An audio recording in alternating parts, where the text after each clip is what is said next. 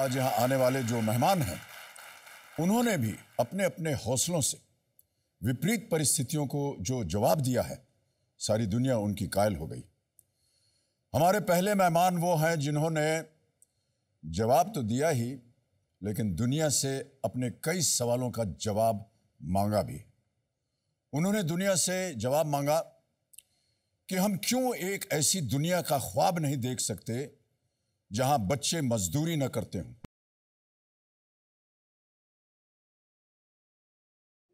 जहां हर बच्चा स्कूल जाता हो, जहां हर बच्चा सपने देखता हो, जहां हर बच्चा और उसका बचपन मायने रखता हो। दुनिया के अलग अलग भागों में बच्चों के अधिकारों की लड़ाई में अपने आप को समर्पित कर देने वाले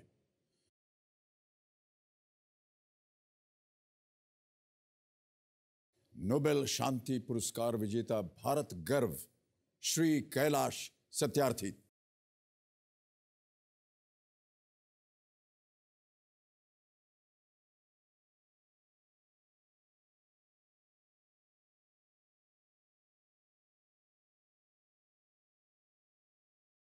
हर एक बच्चा मायने रखता है, हर एक मिनट मायने रखता है और हर एक बचपन मायने रखता है। वर्ष 2014 का नोबेल शांति पुरस्कार बच्चों के लिए किए गए अपार संघर्षों के लिए कैलाश सत्यार्थी को दिया जाता है।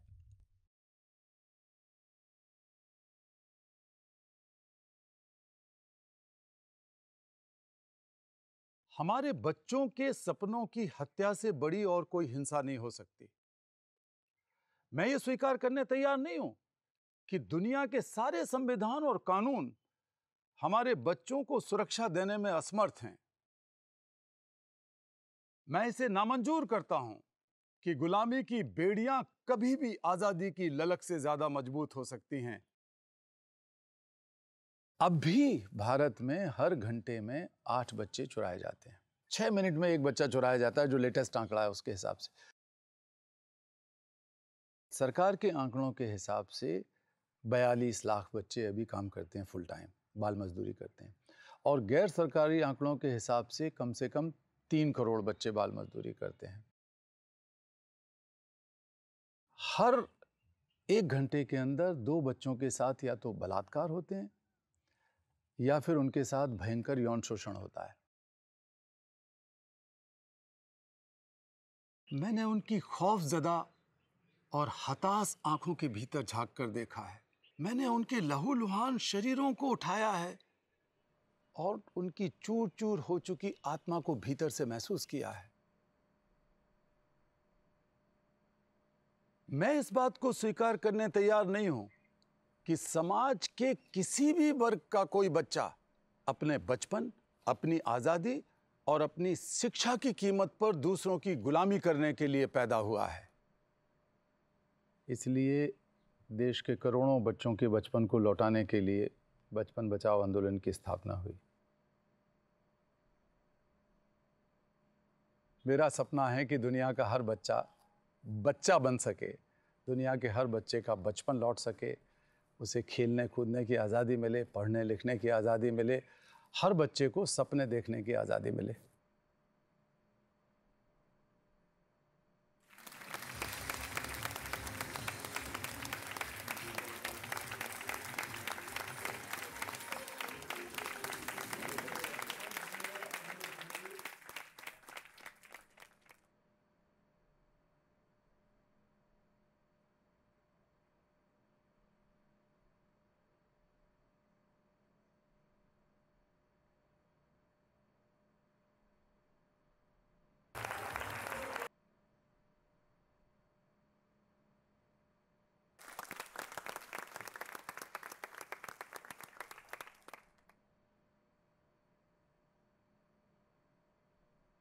देवियों और सज्जनों,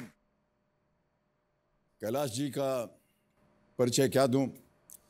इनके परिचय में इन्हीं की कही हुई एक बात दोहराना चाहूँगा, जो इन्होंने अपने नोबेल पुरस्कार समारोह के भाषण में कहा था कि मैं उन हजारों बच्चों का स्मरण करता हूँ जिनको आज़ाद कराने में मैं स्वयं मुक्त होता रहा हूँ। मुक्ति की पहली मुस्कान से भरे उनके सुंदर चेहरों पर मैंने हर बार बार ईश्वर को मुस्कुराते हुए देखा है। क्या बात है। ये है कैलाश सत्यार्थी जी। कैलाश जी से सबसे पहले मैं पूछना चाहूंगा कि हमारे देश में ऐसा सुना है कैलाश जी कि हर 6 मिनट में एक बच्चा जो है वो गायब हो जाता है। क्या ये सत्य है और इसके पीछे कथा क्या है इसकी? ये सरकारी आंकड़ों के हिसाब से सत्य है, लेकिन सत्य इससे भी ज़्यादा गंभीर और बड़ा होगा, क्योंकि ज़्यादा बच्चे गायब होते हैं, शिकायतें कम होती हैं। लेकिन गायब अपने आप हवा में नहीं हो जाते ये बच्चे, इनको कोई ना कोई चुरा के, बहला के, फुसला के, लालच दे के कहीं ना कहीं ले जा रहा है। और कहाँ ले जा रहा है? जो रात को उनको खाना खिला रहा है या सुला रहा है, वो ट्रैफिकिंग हो रही है, दुर्व्यापार हो रहा है। बच्चों को गुलाम बनाने के लिए, बालिका वधू बनाने के लिए, बच्चों को जानवरों से भी कम कीमत पे ख़रीदने बेचने के लिए, कई बार उनके अंगों का व्यापार करने के लिए, सड़क पर अंगों का व्यापार, क्योंकि किडनियाँ कई बार पता लगा है कि उनकी जो खाल है वो बहुत नाजुक होती है और बहुत महंगी बिकती है। इस तरह की घटनाएं दुनिया भर से अब मिलती हैं और भारत में भी मिलती हैं।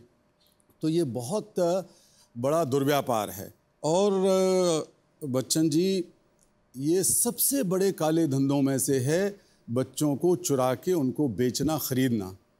और हमने ऐसे बच्चों को आज़ाद कराया है जो जानवरों से भी कम कीमत में ख़रीदे बेचे गए।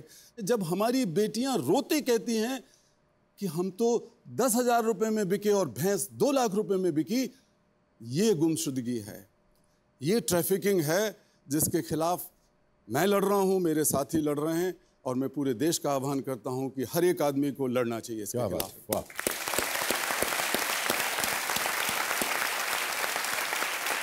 कैलाश जी, हमने सुना है कि आपकी पत्नी आपकी सपोर्ट सिस्टम है, उनके बारे में कुछ बताइए हमें। मेरी पत्नी सपोर्ट सिस्टम तो है ही है, लेकिन जब हमारी शादी हुई जी, तो हमारी पत्नी की जो लंबाई है, ऊंचाई है, ऊंची तो वो दिल से मेरे से कई गुना ज़्यादा हैं, लेकिन हाइट के हिसाब से थोड़ी छोटी हैं। तो लोग मजाक कर रहे थे कि अमिताभ बच्चन जी से पूछा जाए कि जब वो गले में माला पहनाई होगी उन्होंने जया जी को, तो कैसे पहनाई? तो हमने कहा अभी तो नहीं पूछेंगे, एक दिन पूछेंगे। लेकिन कुछ लोग स्टूल लेके आ गए कि खड़ा करके माला पहना दी जाए। तो मैंने सोचा कि ये तो ठीक नहीं है, तो मैं नीचे बैठ गया ज़मीन पर, ताकि आसानी से वो मुझे माला पहना दें। तो तब से वो समझ गई कि हम लोग मिलकर काम करेंगे। लेकिन काफ़ी मुश्किलात का सामना करना पड़ा। आप उनसे बात करेंगे तो जानेंगे जी। जिस मुद्दे पर मैं काम करना चाहता था, बच्चों की गुलामी का मुद्दा, उस पर कोई काम नहीं करता था, इसलिए किसी को जानकारी भी नहीं थी। केवल सुमेधा जी थी उस वक्त, मेरी धर्मपत्नी, जिन्होंने कहा कि नहीं, हम इस आग में कूदेंगे और देखेंगे कि हम जलकर कैसे निकलते हैं। क्या बात है, क्या बात है। तो अब इस खेल को आगे बढ़ाते हुए कैलाश जी का साथ देने के लिए मैं बुलाना चाहूँगा उनकी जीवन संगिनी, संघर्ष संगिनी और उद्देश्य संगिनी, जिन्हें प्यार से कैलाश जी, देवी जी बुलाते हैं। स्वागत किया जाए सुमेधा कैलाश जी का।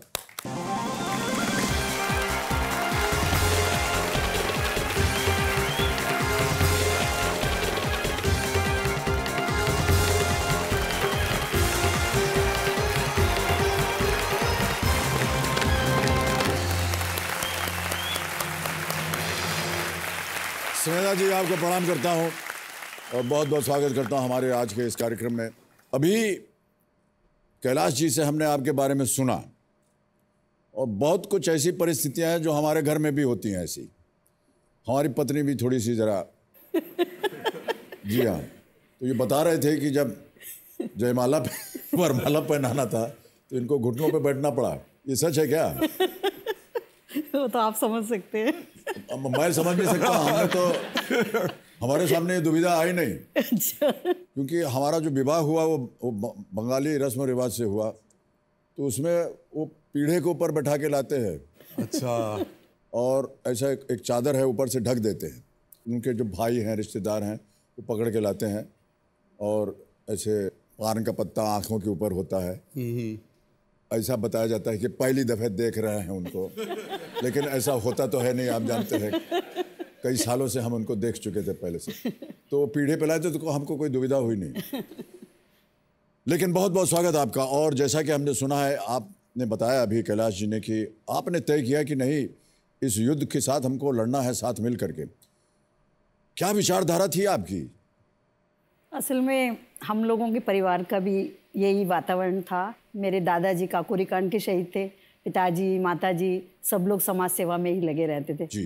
तो मेरा मन भी यही करता था, क्योंकि पिताजी को देखती थी मैं रात दिन वो काम करते हैं और समाज के लिए ही जीते मरते हैं, तो मेरा मन तो बहुत ज़्यादा था और मैं बच्चों से बहुत ज़्यादा प्यार करती थी।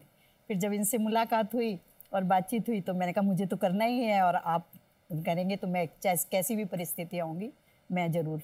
वाह, क्या बात है, बहुत खूब।